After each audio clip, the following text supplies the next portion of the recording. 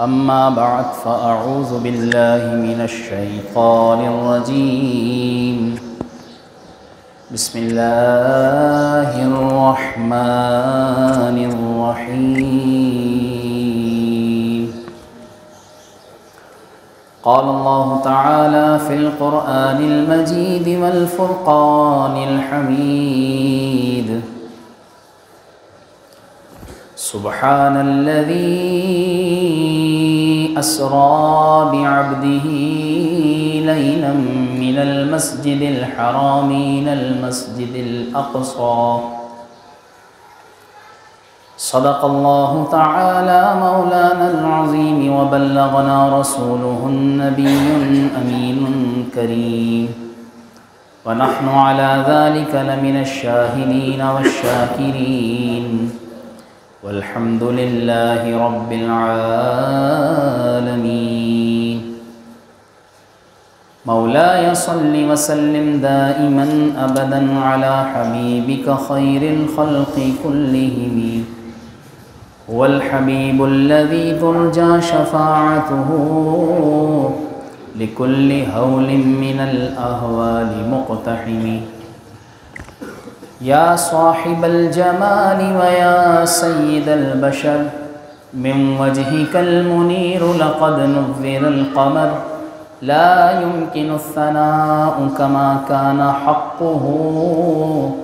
بعد از خدا بزرگ توی قصہ مختصر ہزار بار بشوئم دہن ز مشک و گلاب ہنوز نام تو گفتن کمال بے ادبیست۔ حمد و صلات کے بعد ہم سب اللہ تعالیٰ کا شکر ادا کرتے ہیں کہ رب تعالیٰ نے ہمیں اپنے گھر میں حاضری کی سعادت بخشی، اور درود و سلام ہو اللہ کے آخری نبی محمد عربی صلی اللہ تعالیٰ علیہ وآلہ وسلم کی ذات مطہرہ، آپ کی آل، آپ کے اصحاب، آپ کی ازواج، آپ کے اہل بیت پر، آپ کے صحابہ، تابعین، تبع تابعین پر، اولیاء کاملین، علماء راسخین، مفسرین، محدثین، مجتہدین پر اللہ کی بے پناہ عنایتیں ہوں۔ تمام مومنین و مومنات، مسلمین و مسلمات اور ہم سب جتنے حاضر ہیں، بالخصوص جن کے والدین اگر دنیا سے چلے گئے تو ان پر اور ہمارے متعلقہ مرحومین پر اللہ رب العالمین کی رحمتیں اور عنایتیں ہوں۔ آج 25 رجب المرجب 1444 سنہ ہجری مطابق 17 فروری سن 2023 الحمدللہ آج یہاں 9واں جمعۃ المبارک کا بیان میں کر رہا ہوں۔ آپ صلی اللہ تعالیٰ علیہ وآلہ وسلم پر درود و سلام کی ایک فضیلت روایت میں آیا کہ اللہ تعالیٰ کے کچھ ایسے فرشتے ہیں جو زمین میں سیر کرتے پھرتے ہیں، اور وہ فرشتے جب سیر کر رہے ہوتے ہیں تو وہ اللہ کے ذکر کی محفلیں تلاش کرتے ہیں۔ یعنی معلوم ہوا کہ اللہ کے ذکر کی محفل تلاش کرنا یہ فرشتوں کا طریقہ ہے، اور فرشتے وَيَفْعَلُونَ مَا يُؤْمَرُونَ، فرشتے وہ کرتے ہیں جن کا ان کو حکم دیا جاتا ہے۔ معلوم ہوا کہ اللہ کے ذکر کی محفل کو ڈھونڈنے کا حکم انہیں اللہ تعالیٰ دیا کرتا ہے، تو ذکر کی محفلیں ڈھونڈنے کا حکم اللہ کا اور یہ طریقہ فرشتوں کا۔ تو ہمیں بھی کوشش کرنی چاہیے کہ ہم بھی جب سیر کرنے نکلیں تو بد نگاہی نہ ڈھونڈیں، اپنے نفس کی تسکین تلاش نہ کریں، بلکہ اللہ کے ذکر کی محفل کو تلاش کریں۔ کہیں بھی جائیں لیکن جہاں اللہ کے ذکر کی محفل، چاہے وہ نماز با جماعت کی صورت میں ہو، چاہے وہ اللہ تعالیٰ کے دین کی تبلیغ کی صورت میں ہو، جہاں نظر آئے ہم وہاں شامل ہو جائیں۔ فرشتوں کا یہ طریقہ ہے۔ اور پھر اس ذکر کی محفلوں کے پاس سے جب وہ گزرتے ہیں تو ایک دوسرے سے کہتے ہیں، گزر نہیں جاتے، بہت سے لوگ ایسے بھی ہوتے ہیں کہیں اللہ کے ذکر کی محفل سجی ہوئی ہو تو آس پاس سے گزرتے رہتے ہیں، فرشتے کیا کرتے ہیں، گزر نہیں جاتے بلکہ ایک دوسرے سے کہتے ہیں آؤ بیٹھ جاؤ اس میں، ان ذاکرین کے ساتھ وہ بیٹھ جاتے ہیں۔ تو یہ بھی طریقہ ہے ملائکہ ہے کہ اللہ کے ذکر کی محفلوں کو ڈھونڈنا اور پھر وہاں بیٹھ جانا، اور وہاں بیٹھ کر وہ اللہ کا ذکر کرتے ہیں، اور جب دعا مانگنے والے دعا مانگتے ہیں تو ان کی دعاؤں پر وہ فرشتے آمین کہتے ہیں، اور پھر جب دیکھتے ہیں کہ وہ دعا مانگنے والے آپ صلی اللہ علیہ وآلہ وسلم پر درود شریف پڑھ رہے ہیں تو وہ فرشتے بھی ان کے ساتھ شامل ہو کر درود و سلام پڑھا کرتے ہیں۔ اور پھر محفل کے اختتام پر کیا کہتے ہیں؟ فرماتے ہیں کہ ان خوش نصیبوں کے لیے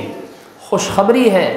کہ یہ آئے تھے تو گناہگار تھے، لیکن ذکر خدا اور درود مصطفیٰ کی برکت سے اب یہ مغفرت کے ساتھ واپس جا رہے ہیں۔ تو ہمیں چاہیے کہ جب بھی اللہ کے ذکر کی محفل میں بیٹھیں، وہاں جائیں، دعا بھی مانگیں، آمین بھی کہیں۔ دعا مانگنا بھی فرشتوں کا طریقہ، وہاں آمین کہنا بھی فرشتوں کا طریقہ۔ بہت سے لوگ دعا مانگتے ہیں تو ان کو پتہ نہیں ہوتا کہ کیا دعا مانگی، تو دعا مانگی جائے اور سوچ سمجھ کر مانگی جائے، اور پھر اس پر آمین کہنا۔ دعائیں ہو رہی ہوتی ہیں، پتہ ہی نہیں ہوتا، دعا مانگنا تو دور کی بات، سننا تو دور کی بات، آمین تک بھی نہیں کہتے، کیونکہ آمین کہنے والا بھی ایسا ہی ہے جیسے وہ خود دعا کرنے والا ہے۔ اور پھر ساتھ ساتھ کیا کہ آمین کہنا اور دعا کرنا، پھر حضور علیہ السلام پر درود و سلام پڑھنا، یہ سارے فرشتوں کے طریقے ہیں۔ تو ہمیں چاہیے کہ ان طریقوں پر عمل کریں۔ اللہ نے چاہا تو اللہ تعالیٰ ہمیں بھی فرشتوں جیسی عبادت کا ثواب عطا فرمائے۔ محفل کی برکت کے لیے ایک مرتبہ درود پاک پڑھ لیجیے۔ اللہم صلی علی سیدنا و مولانا محمد مبارک وسلم وصلی علیہ، صلاۃ و سلام علیک یا رسول اللہ۔ قربان میں ان کی شان و عظمت پر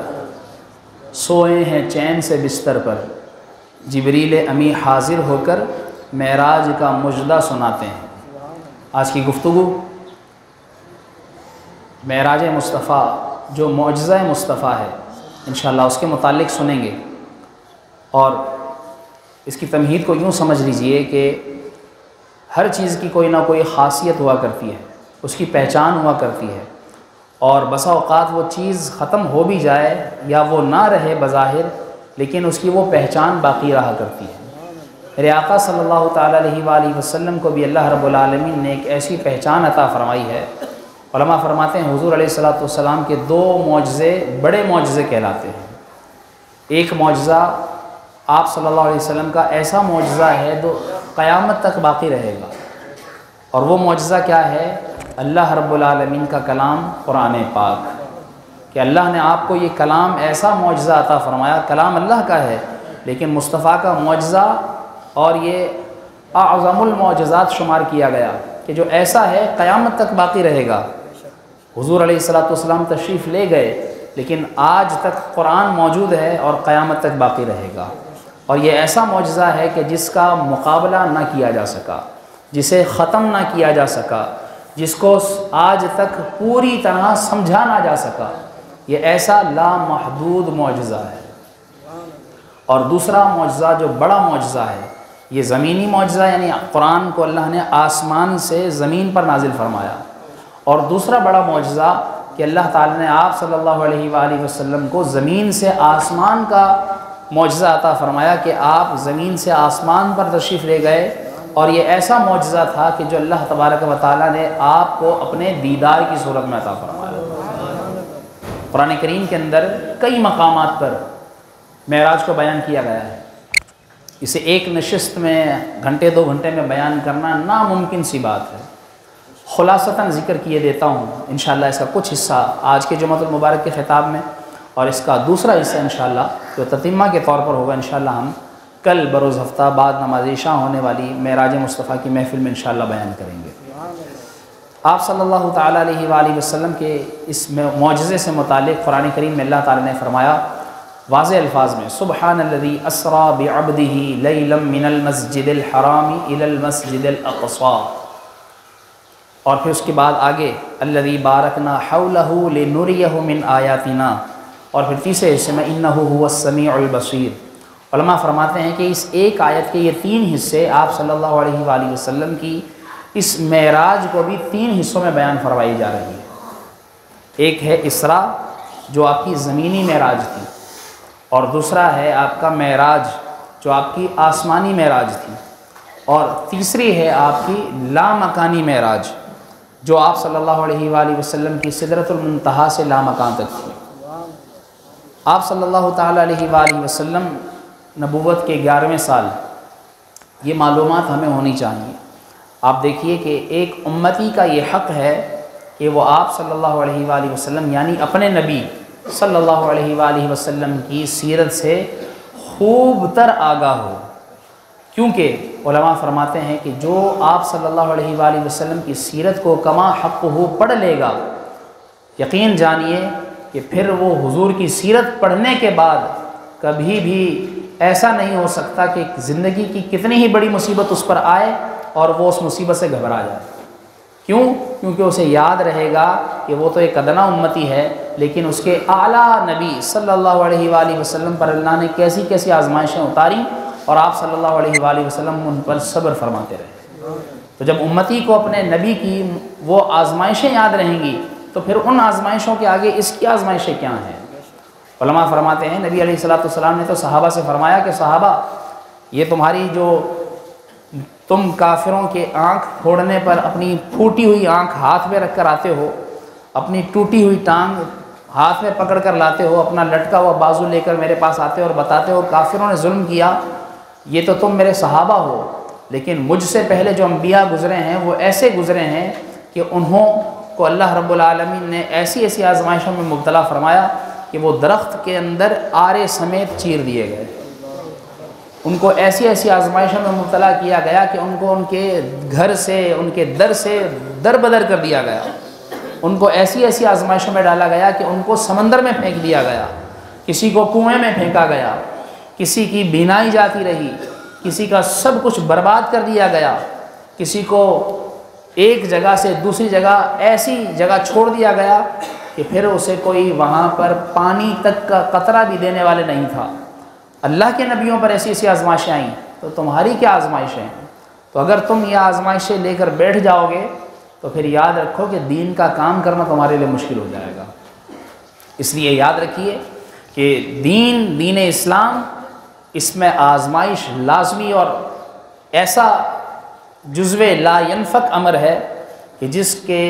ساتھ یہ سمجھ لیجئے کہ یہ لازم و ملزوم ہے۔ مسلمان ہے تو آزمائش ہے، اور آزمائش ہے تو مسلمان ہے۔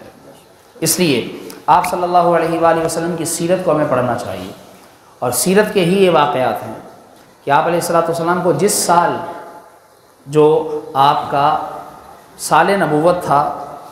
وہ 11واں سال تھا، جس کو علماء نے عام الحزن لکھا ہے۔ وہ عام الحزن کیوں کہلایا؟ کہ اسی سال جب آپ صلی اللہ علیہ وآلہ وسلم کو اعلان نبوت کیے ہوئے 11واں سال تھا، اور آپ صلی اللہ علیہ وسلم کی اپنی مبارک ظاہری عمر اس وقت 51 سال 5 ماہ تھی۔ اس عمر میں جب آپ صلی اللہ علیہ وسلم کے دو ایسے ساتھی کہ جو ایسے ساتھی تھے کہ جن کے ہوتے ہوئے آپ صلی اللہ علیہ وسلم کو بڑی ڈھارس تھی، جس طرح اولاد کے لیے اس کے ماں باپ بڑی ڈھارس ہوتے ہیں، کہتے ہیں کہ جب تک باپ سلامت ہو تو اس وقت تک اولاد کو کسی چیز کی فکر نہیں ہوتی، لیکن جب باپ کا سایہ سر سے اٹھ جائے اس وقت گویا اولاد ایسی ہو جاتی ہے کہ اس کے اوپر سے آسمان کا سایہ ہٹ گیا، گویا ایسا ہو جاتا ہے۔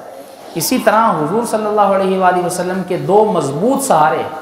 ایک سہارا آپ کی زوجہ حضرت بی بی خدیجہ الزہرا رضی اللہ تعالیٰ عنہ، سیدتنا خدیجہ رضی اللہ تعالیٰ عنہ، اور دوسرا سہارا آپ صلی اللہ علیہ وآلہ وسلم کے چچا ابو طالب۔ یہ دونوں وہ سہارا تھے، اگر ہم سیرت کا واقعی مطالعہ کریں تو آج بھی ہمیں یہ درس ملتا ہے کہ واقعی شوہر کے لیے بیوی اچھا سہارا ہونی چاہیے اور بھتیجے کے لیے چچا اچھا سہارا ہونا چاہیے۔ لیکن فی زمانہ آج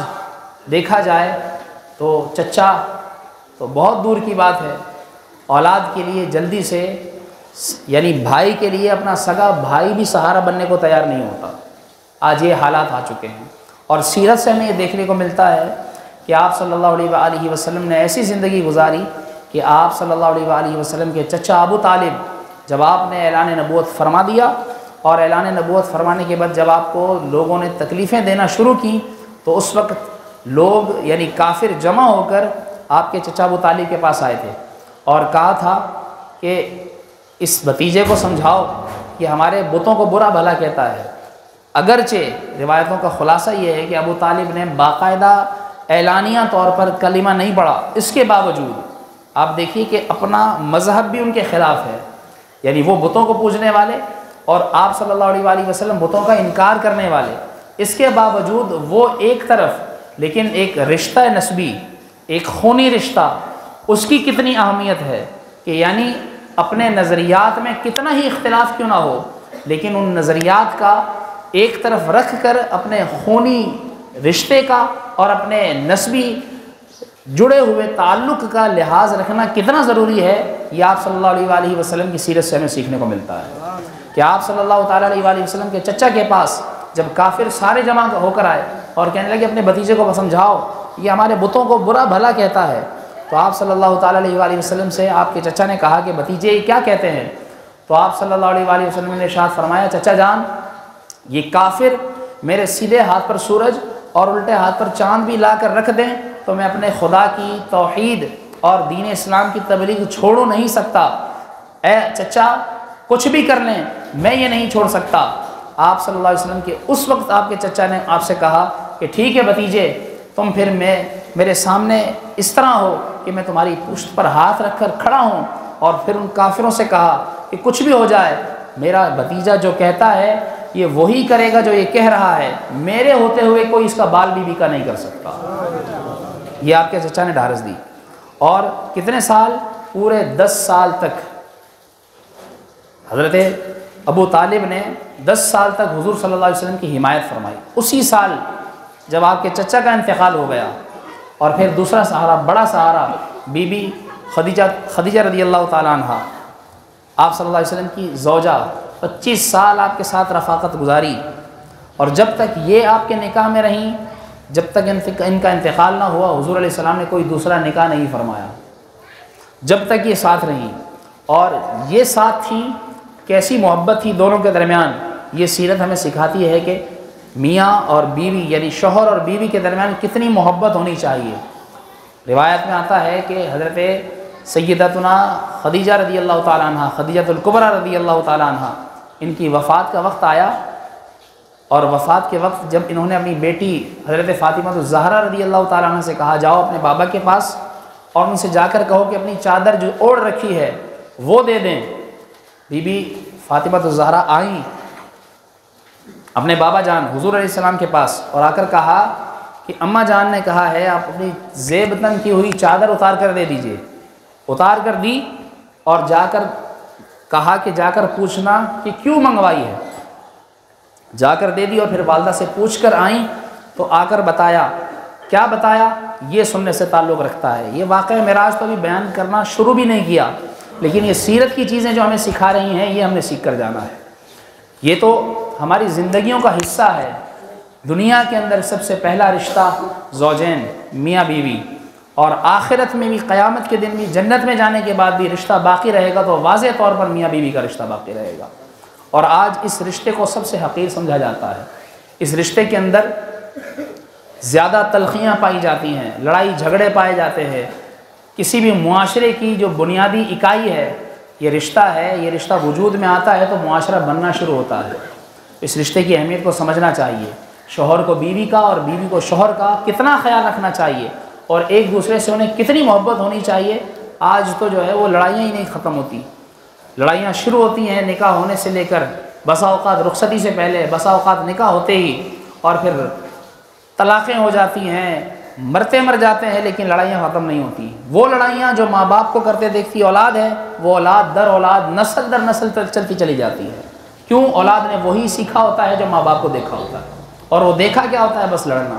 باتیں کیا ہوتی ہیں؟ چھوٹی چھوٹی، چونکہ میرا یہ موضوع نہیں، لیکن آپ کو محبت بتا رہا ہوں کہ زوجین میں محبت کیسی ہونی چاہیے۔ بیٹی فاطمہ الزہرا نے آ کر خدیجہ الکبریٰ رضی اللہ تعالیٰ عنہ، ماں کی بات اپنے بابا جان شوہر کو بتائی، آ کر کیا بتایا کہ پوچھا بیٹی کیوں منگوائی تھی چادر؟ تو بتایا بابا جان، اماں جان نے یہ کہا کہ میری خواہش ہے کہ جو آپ نے چادر زیب تن کی ہوئی ہے، میرا وفات کا وقت قریب ہے، جب میں مر جاؤں تو آپ کے جسم سے لگی ہوئی چادر میں مجھے کفن دیا جائے، اس لیے یہ چادر منگوائی ہے۔ تو آپ صلی اللہ علیہ وسلم نے کیا فرمایا؟ بیٹی تیری ماں نے تو مجھ سے چادر منگوائی ہے، محمد کا چمڑا بھی مانگتی تو چمڑا بھی اتار کر دے دیتا۔ کتنی محبت ہے دونوں طرف، میاں میں بھی بیوی میں بھی، اور آج ایک دوسرے کو مارنے پر تلے رہتے ہیں، بات بات پر مار دیتے ہیں، ایک دوسرے کی عزت اچھالتے پھرتے ہیں، ایک دوسرے کو ذلیل کرتے پھرتے ہیں، ایک دوسرے کی خامیاں، ان کی برائیاں کرتے پھرتے ہیں۔ افسوس کی بات ہے، یہ تو ستر بنایا ہے اللہ تعالیٰ نے رشتے کو۔ کیا فرمایا؟ ہن لباس لکم وانتم لباس لہن، تم ان کا لباس ہو، وہ تمہارا لباس ہے۔ تم تو ایک دوسرے کو ڈھانپنے کے لیے ہو، ایک دوسرے کو چھپانے کے لیے ہو، ایک دوسرے کے عیب چھپاتے ہوئے تمہاری زندگی گزرنی چاہیے، نہ کہ ایک دوسرے کو ذلیل کرتے ہوئے۔ تو یہ آپ صلی اللہ علیہ وسلم کی سیرت ہمیں سکھاتی ہے۔ تو یہ وہ سہارا جس سال چھوٹا تو دکھ ہوا نا، اس سال کو آپ صلی اللہ علیہ وسلم نے فرمایا عام الحزن ہے، یہ سال ہی میرا دکھ کا سال بن گیا ہے، ورنہ ساری زندگی دکھ اٹھائے تھے۔ بچپن سے یتیمی دیکھی تھی، باپ کا سہارا اٹھ گیا تھا، 6 سال کے تھے ماں چلی گئی تھی، 10 سال کے تھے، 8 سال کے تھے دادا چلے گئے تھے، اس کے بعد پھر چچا نے سنبھالا 42 سال تک، 8 سال کی عمر سے 50 سال کی عمر تک 42 سال تک چچا نے سنبھالا۔ یہ 42 سالہ رفاقت یہ جب چھوٹ گئی، اس دوران کتنی تکلیفیں اٹھائیں۔ جس کے سر سے باپ کا سایہ بچپن میں اٹھ جائے، وہ جانتا ہے کہ باپ کی اہمیت کیا ہوتی ہے، وہ سمجھ سکتا ہے کہ باپ کا سایہ کیا ہوتا ہے، باپ کا ساتھ کیا ہوتا ہے۔ جس کا باپ چلا جائے دنیا سے، یتیمی بچپنا تو بچپنا، بڑا بھی ہو، جوان بھی ہو، شادی شدہ بھی ہو، بچوں والا بھی ہو، لیکن جب باپ جاتا ہے پھر اس کو پتہ چلتا ہے کہ باپ کی اہمیت کیا ہوتی ہے، باپ کا سایہ کیا چیز ہوتی ہے۔ یہ تو اس سے پوچھئے، کہتے ہیں نا کہ آنکھوں کی اہمیت، بینائی کی اہمیت اندھے سے پوچھو وہ بتائے گا، لنگڑے سے پوچھو کہ ٹانگوں کی اہمیت کیا ہے، بھوکے سے پوچھو کہ کھانے کی اہمیت کیا ہے، تندرست نہیں بیمار سے پوچھو وہ بتائے گا کہ تندرستی کیا نعمت ہے۔ تو جس کے پاس جو نعمت نہیں ہوتی وہ بتائے گا کہ اس کی کیا اہمیت ہے۔ تو آپ صلی اللہ علیہ وآلہ وسلم نے تو وہ ایسا یتیمی کا وہ وقت گزارا کہ جس میں آپ صلی اللہ علیہ وآلہ وسلم کو یتیمی تو یتیمی، اس کے بعد کیا ہوا، آپ کو بکریاں چرانی پڑی، آپ صلی اللہ علیہ وسلم کو تجارت کرنا پڑی، آپ صلی اللہ تعالیٰ علیہ وآلہ وسلم نے کافروں کی طرف سے جو ظلم و ستم سہے وہ بیان سے باہر ہیں۔ وہ سال جو عام الحزن کہلایا، غم کا سال، اس سال پھر اللہ تبارک و تعالیٰ نے آپ کو قلبی تسلی دینے کے لیے، اور اس سال آپ صلی اللہ علیہ وآلہ وسلم کی ڈھارس بنانے کے لیے، ویسے تو 50 سال ویسی مصیبت میں گزرے تھے، لیکن وہ سال بڑا ایسا مصیبتوں کا پہاڑ بن کر ٹوٹا تھا کہ اللہ رب العالمین نے اپنے محبوب صلی اللہ علیہ وآلہ وسلم کو اس سال جب آپ اپنی چچا زاد بہن ام ہانی رضی اللہ تعالی عنہ کے گھر پر آرام فرما تھے، تو اللہ تبارک و تعالیٰ نے فرشتے حضرت جبرائیل علیہ السلام کو طلب فرمایا، اور فرمایا کہ جبرائیل اپنے ساتھ 70,000 فرشتوں کو لے کر جاؤ، اور فرمایا روایتوں میں آتا ہے ہر فرشتے کے ساتھ 1 لاکھ الگ سے فرشتے موجود تھے، یعنی کتنے 7 ارب فرشتے، 7 ارب فرشتوں کو۔ روایتوں کا خلاصہ ملتا ہے کہ آپ صلی اللہ علیہ وآلہ وسلم کو معراج کروانے کے لیے آپ کا باراتی بنا کر بھیجا گیا، اور جب آپ صلی اللہ تعالیٰ علیہ وآلہ وسلم کی بارگاہ میں حاضر ہوئے اور دیکھا کہ آپ آرام فرما ہیں، واپس لوٹ گئے، یا اللہ آپ صلی اللہ علیہ وآلہ وسلم آرام فرما رہے ہیں، ان کے آرام میں کیسے خلل ڈالوں؟ تو اللہ تبارک و تعالیٰ نے فرمایا کہ جبریل اپنے کافوری لب، اپنے یہ نرم اور ٹھنڈے یہ تمہارے ہونٹ، یہ ان کے قدموں پر رکھ دو، جیسے یہ رکھو گے ٹھنڈک سے آنکھیں کھول دیں گے۔ جبریل علیہ السلام آسمان سے تشریف لا رہے ہیں، اپنے لبوں کو قدموں کے نیچے سے بوسہ دیتے ہوئے جیسے ہی رکھتے ہیں، حضور علیہ السلام آنکھیں کھول دیتے ہیں، اور آنکھیں کھولتے ہیں تو مقصد سمجھ جاتے ہیں، اور عرض کرتے ہیں کہ یا رسول اللہ صلی اللہ علیہ وسلم، اللہ نے آپ کو معراج کے لیے آسمانوں پر یاد فرمایا، اور اس وقت آپ کو یہ معراج کا مجدہ سناتے ہیں، اور حضرت جبریل علیہ السلام کے اس معراج کے مجدے پر آپ صلی اللہ علیہ وآلہ وسلم چلنے کی تیاری فرماتے ہیں، اور جب چلنے کی تیاری فرماتے ہیں تو پہلے غسل فرماتے ہیں، اور غسل فرماتے ہوئے آپ صلی اللہ تعالیٰ علیہ وآلہ وسلم جو پانی استعمال کرتے ہیں، جسے آپ صلی اللہ علیہ وآلہ وسلم کی معراج کی تیاری کہا گیا، کتابوں میں آتا ہے کہ خدا ہی دے صبر جان پرغم، دکھاؤں کیوں کر تجھے وہ عالم، جب ان کو جھرمٹ میں لے کے قدسی جنا کا دولہا بنا رہے تھے۔ اعلیٰ حضرت فرماتے ہیں کہ تمہیں وہ عالم دکھاؤں کیسے، جب آپ صلی اللہ تعالیٰ علیہ وآلہ وسلم کو جنا کا دولہا بنایا جا رہا تھا، جنتی دولہا بنایا جا رہا تھا، وہ اس وقت کا عالم تمہیں کس طرح بتاؤں، جب آپ صلی اللہ تعالیٰ علیہ وآلہ وسلم جب نہا رہے تھے، اللہ اکبر، اعلیٰ حضرت علیہ رحمٰن نے اس کی خوب منظر کشی فرمائی ہے۔ اعلیٰ حضرت فرماتے ہیں کہ جب آپ نہا رہے تھے تو اتار کر ان کے رخ کا صدقہ وہ نور کا بٹ رہا تھا باڑا کہ چاند سورج مچل مچل کر جبیں کی خیرات مانگتے تھے،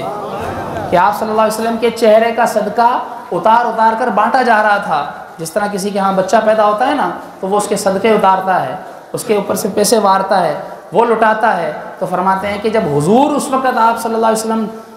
غسل فرما کر جب آپ کی یہ پیشانی روشن جبین چمک رہی تھی تو اس وقت نورانیت کا یہ عالم تھا کہ وہ نور جب بانٹا جا رہا تھا تو اس وقت وہ لینے والے کون تھے؟ چاند سورج مچل مچل کر جبیں کی خیرات مانگتے تھے۔ فرماتے ہیں وہی تو اب تک چھلک رہا ہے، وہی تو جوبن ٹپک رہا ہے، اور پھر کیا رہ گیا؟ نہانے میں جو گرا تھا پانی کٹورے تاروں نے بھر لیے تھے۔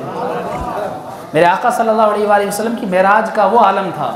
کیا آپ علیہ الصلوۃ والسلام نے وہ غسل فرمایا، پھر فرماتے ہیں نہانے کے بعد حتیٰ کہ اعلیٰ حضرت فرماتے ہیں بچا جو تلووں کا ان کے دھون، جو آپ صلی اللہ علیہ وسلم کے تلووں کو جو دھون بچا، جو آخر میں وہ دھون بچا، تو فرمایا بچا جو تلووں کا ان کے دھون، بنا وہ جنت کا رنگ و روغن، جنہوں نے دولہا کی پائی اترن، وہ پھول گلزار و نور کے تھے، وہ جنت کے پھول بنا دیے گئے تھے۔ یہ آپ علیہ الصلوۃ والسلام کا نہانے کا عالم تھا۔ فرماتے ہیں نہانے کے بعد جب آپ نے زلفوں پر تیل لگایا، اور تیل لگانے کے بعد آپ صلی اللہ تعالیٰ علیہ وآلہ وسلم نے چلتے ہوئے تھوڑی سی زیتون کا تیل اور انجیر تناول فرمائی۔ آج اس سے بھی دیکھیے یہ بھی سیرت ہمیں سکھاتی ہے، بالوں پر تیل استعمال کرنا چاہیے۔ آج کل فیشن بن گیا ہے کہ تیل نہیں لگانا سر میں، اور پھر کہتے ہیں سر میں درد رہتا ہے، بال جلدی سفید ہوتے ہیں، پھر کہتے ہیں کہ آنکھیں دکھتی ہیں اور چکر آتے ہیں، نیند نہیں آتی۔ آپ صلی اللہ علیہ وسلم کی سنت پر عمل کر کے تو دیکھیے، میرے آقا صلی اللہ علیہ وآلہ وسلم کی یہ سنتیں تو بہت بڑی بڑی ہیں۔ یقین جانیے میرے آقا علیہ السلام کو تو سنت دیکھی کتنی پیاری سنت، کسی کو دیکھتے بھی تھے تو مسکرا کر دیکھا کرتے تھے، کتنی پیاری سنت ہے۔ آج کل کو دیکھتے اتنے گھور گھور کر ہے، سامنے والا ٹھٹک جاتا ہے، پتہ نہیں کیوں گھور رہا ہے، پتہ نہیں کس نظر سے دیکھ رہا ہے۔ جس کو بھی دیکھتے میرے آقا مسکرا کر دیکھا کرتے تھے، وہ دیکھنے والا جس طرح اس پر نظر پڑتی تھی آدھا ویسے ہی گھائل ہو جاتا تھا، آدھا ویسے ہی وہ زلفوں کا اسیر ہو جایا کرتا تھا۔ ہمیں بھی چاہیے کہ ہم یہ سنتیں اپنائیں، جس کو دیکھیں مسکرا کر دیکھیں، اس کو ذرا سا ہنس کر دیکھیں، اس کو غصے کی نظر سے نہ دیکھیں، بچوں کو دیکھیں ہنس کر دیکھیں، بیوی کو دیکھیں ہنس کر دیکھیں، اپنے گھر والوں کو ماں باپ کو دیکھیں خوش ہو کر دیکھیں، ویسے ہی وہ خوش ہو جائیں گے، ویسے ہی ان کو تسلی مل جائے گی۔ کچھ دے نہ دے، کہتے ہیں کچھ دے نہ دے مٹھاس، یعنی گڑ دے نہ دے، بات تو شکر جیسی ہونی چاہیے، لفظ تو میٹھے ہونا چاہیے، بول تو میٹھے بولنے چاہیے انسان کو۔ تو اس طرح میرے آقا علیہ السلام کی یہ سنتیں ہیں جن کو آج ہم اپنانے سے بہت دور ہیں۔ آپ صلی اللہ علیہ وسلم نے وہ تیل استعمال فرمایا زیتون کا، ہم تو سرسوں کا تیل نہیں لگاتے، زیتون کا تیل استعمال فرمایا، تو ہمیں سر کی حفاظت کے لیے، کیوں؟ یہ سر یہ ہمارے جسم کا رکن اعظم ہے، رأس رکن اعظم ہے، اور آپ صلی اللہ علیہ وسلم نے سر کی کتنی حفاظت فرمائی۔ دیکھیے اللہ رب العالمین نے بھی اس دماغ کے اندر ہماری عقل کو، چھوٹی سی عقل ہے، چھوٹا سا دماغ ہوتا ہے، کتنی بڑی گائے بھینس ہوتی ہے، اس میں سے مغز کتنا سا نکلتا ہے، پاؤ آدھ پاؤ کا، منوں کے جانور سے وہ آدھ پاؤ کیا حیثیت رکھتی ہے۔ ہمارے 6 فٹ کے قد میں ہماری عقل کتنی سی نکلے گی؟ اتنی۔ کسی نے خوب کہا کہ انسان اپنی عقل پر اتراتا ہے، حالانکہ عقل اس کا دماغ اتنا سا ہے کہ کوا بھی کھائے تو اس کا پیٹ نہ بھرے، کوا بھی کھائے تو اس کا پیٹ نہ بھرے، اور یہ اتراتا اتنا پھرتا اپنی عقل پر، اور اتنی سی عقل سے آج انسان دیکھیے کیا کیا کر چکا ہے۔ وہ بیان میرا موضوع نہیں۔ فرمایا کہ اس عقل کی حفاظت کے لیے اللہ رب العالمین نے دیکھیے کہ کس طرح اس کو پانی کے بیچ میں رکھا ہے، ہمارے دماغ میں پانی کے بیچ میں وہ تیرتا ہے، اور پھر اس کی حفاظت کے لیے اس کے اوپر خول چڑھایا، خول کے اوپر ہڈی چڑھائی، ہڈی کے اوپر کھال چڑھائی، کھال کے اوپر بال چڑھائے، اور پھر میرے آقا صلی اللہ تعالی وسلم نے اس پر تیل استعمال فرمایا۔ تیل استعمال کرنے کے بعد اس پر آپ صلی اللہ علیہ وسلم سربند باندھتے، سربند کے اوپر ٹوپی رکھتے، ٹوپی کے اوپر 7 گز کا امامہ لپیٹا کرتے تھے، اور آپ نے فرمایا اپنے سر کی یوں حفاظت کیا کرو، یوں حفاظت کرنی چاہیے۔ آج ہم کہاں حفاظت کرتے ہیں؟ بہرحال انجیر تناول فرمائی۔ انجیر کسی نے پوچھو، اس کو پتہ بھی نہیں وہ انجیر ہوتی کیا ہے، اور جس کو پتہ ہوگا اس سے بھی پوچھو کہ کھائی کب تھی، اس کو بھی یاد نہیں ہوگا کھائی کب تھی۔ حالانکہ یہ آپ صلی اللہ علیہ وسلم کی سنتیں ہیں، ان میں بیماریوں سے شفا ہے، ان کو استعمال کرنا چاہیے جو آپ علیہ السلام نے بیان فرمائی۔